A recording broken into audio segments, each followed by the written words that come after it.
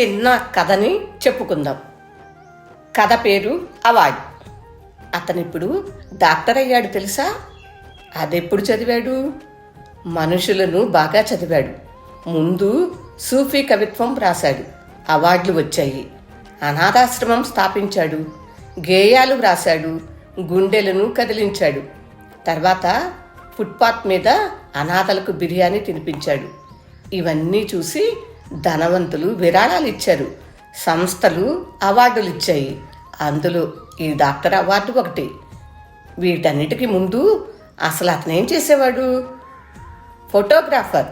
అతని ప్రయాణంలో కెమెరాను ఎప్పుడూ మర్చిపోలేదు. వార్తాపత్రికను, ఫేస్బుక్ను కూడా గుర్తుంచుకున్నాడు. అదే అతని విజయ రహస్యం. సరే మరి, హృదయాన్ని ఫోటో తీసి చూపిస్తే దేవుడు అనే అవార్డు వస్తుంది. ముందు ఆ పని చేయమని చెప్పు.